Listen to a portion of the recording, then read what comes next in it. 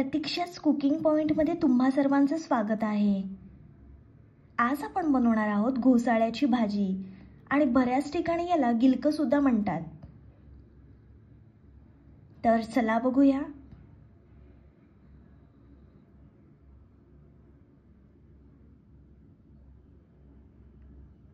मी गावठी घोसाळी घेतली आहेत आणि ही मस्त अशा प्रकारे कापून घ्यायची आहेत। मुगाची डाळ घेतली आहे, ही स्वच्छ धुवून घ्यायची आहे आणि 5 मिनिटं भिजवून घ्यायची आहे। एका कढईमध्ये तेल छान आपल्याला गरम करून घ्यायचं आहे।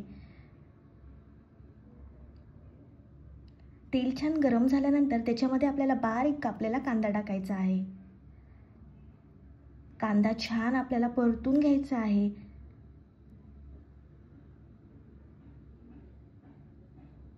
मस्त कांदा आपला झाला आहे। आता आपल्याला त्याच्यामध्ये हळद टाकायची आहे, घरगुती लाल मसाला टाकायचा आहे आणि मिरची पावडर टाकायची आहे।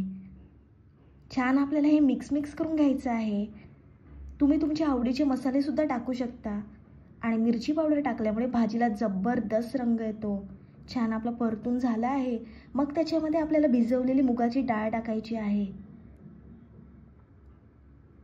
पुन्हा हे आपल्याला छान मिक्स करून घ्यायचं आहे।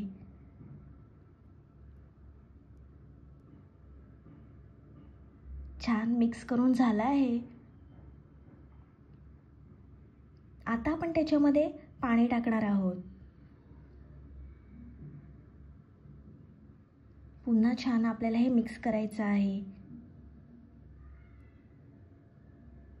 आणि 5 मिनिटांसाठी झाकण ठेवायचं आहे।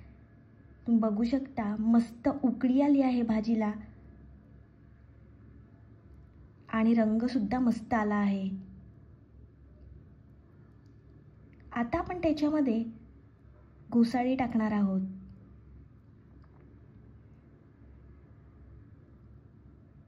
पुन्हा आपल्याला हे छान एकजीव करून घ्यायचं आहे।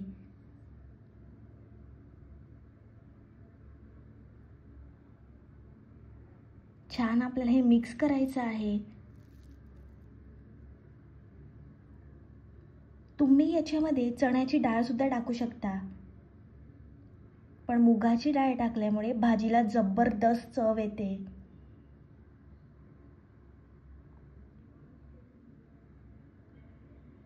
छान मिक्स करून झालं आहे। आता आपल्याला त्याच्यामध्ये चवीप्रमाणे मीठ टाकायचं आहे।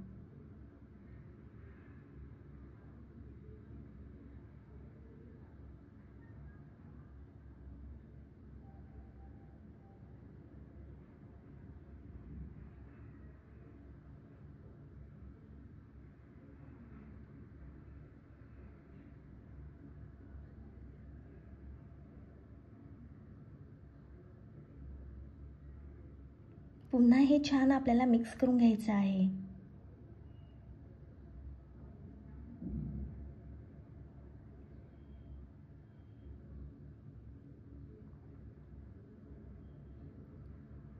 छान मिक्स करून झालं आहे। आता आपण घोसाळी छान शिजवून घेणार आहोत। पुन्हा आपल्याला 5 मिनिटांसाठी झाकण ठेवायचं आहे। मस्त उकळी आली आहे भाजीला।